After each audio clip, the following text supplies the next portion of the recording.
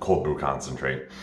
What's up? Jordan from FitAF. I am overly caffeinated and ready to do this video. This is going to be a multi-part series going into exercise programming, basically how to put together a really good training program specific to what you want to do, specific to your goals, whether you're trying to lose weight, you're trying to put on muscle, you're trying to put on strength. The information I'm going to give you is based off of a lot of recent data that's been pointing to what is probably optimal. There is some individuality in all this stuff, and I'm going to teach you how to pick up on this stuff, how to pick up on what your body best responds to. But there's definitely a good amount of current research that's showing what is ideal in terms of volume, frequency, intensity, exercise selection, all that.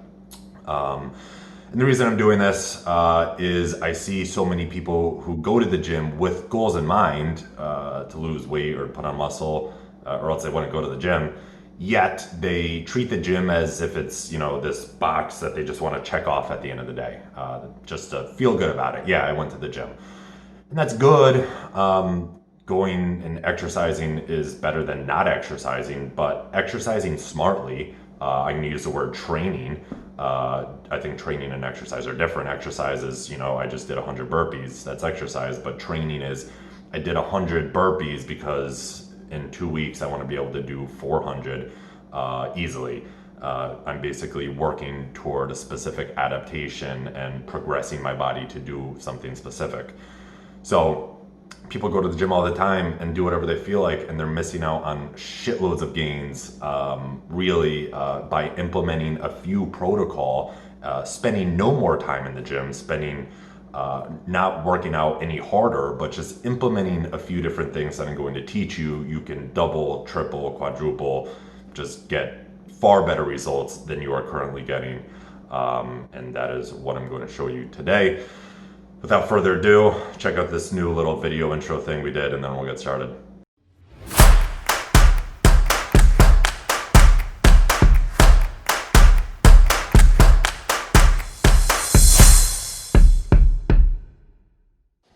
So where do we begin? Well, before we get into the tactical stuff, I think it's best to have a brief foundation in understanding how the body responds to exercise.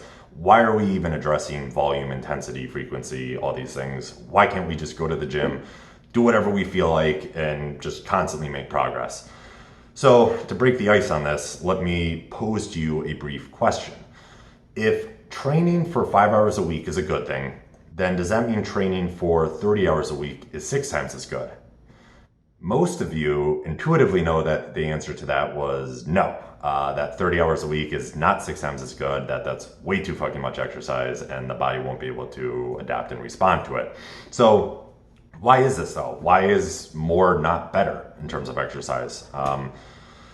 The reason is, many of you know exercise is a stress that you're placing upon the body.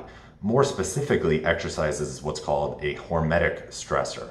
Hormetic stressors are beneficial stressors that cause the body to adapt in beneficial ways. However, they are very dose dependent. If, for example, why do we want our kids to play in the dirt? I don't have kids, but if I did, I'd throw them in the dirt. We want this because we want their immune systems to be stressed every once in a while. We want to expose them to low levels of bacteria, viruses, different antigens, so that their immune systems build some resilience, build some strength to them.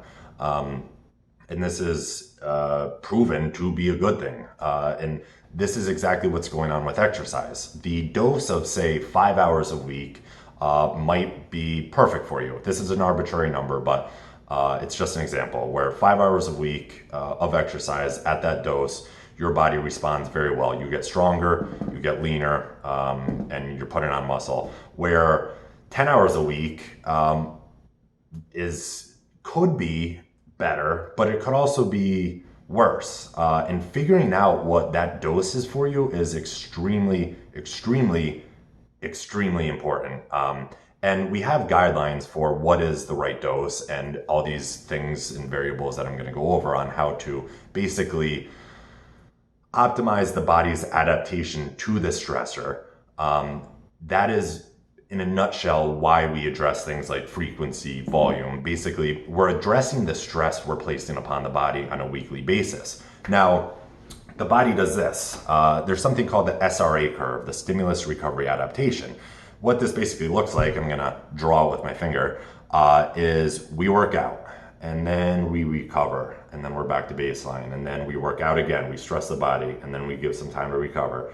And as you can see, the ideal is that my finger is constantly going up. There is this linear curve that basically would be our baseline of adaptations, which could be anything. If you're going after endurance or strength, you constantly want to be getting better, right? We don't want to be getting worse. So how do we do this? How do we set up the body so that each training session we're getting better and better, and not the opposite? A lot of people do this. A lot of people train, they don't recover right, they're not following or paying attention to the variables, and every workout they're actually getting a little bit worse. They're digging a hole. Or almost as bad as you're just not improving at all. You're spending time in the gym, you're training, you might recover, but you're training and recovering, you're not addressing any variables and you're not improving. So again, the reasons why we don't just do what we want to do is because we know how the body responds to a degree to exercise, and we know ways to more or less hack the body's response so that we continue to get better and better. So, ow, Jesus. Anyways, I wanted to paint that picture for you. Again, this is the first part of the series. I know I didn't get anything too tactical, but this video is already running pretty long. In the next videos, we are going to talk about what is the optimal volume we should be hitting, how many sets and reps should you be doing depending on which goal you have, what frequency, how often should you be hitting certain muscles in the gym to optimize the adaptation for those specific muscles. A lot of this research is new and coming out, and we are getting better and better at being able to write programs because we know how the body is responding. We know what the stress looks like and how the body responds to it best. So stay tuned for next video. I hope you enjoyed this one, and I will see you guys later.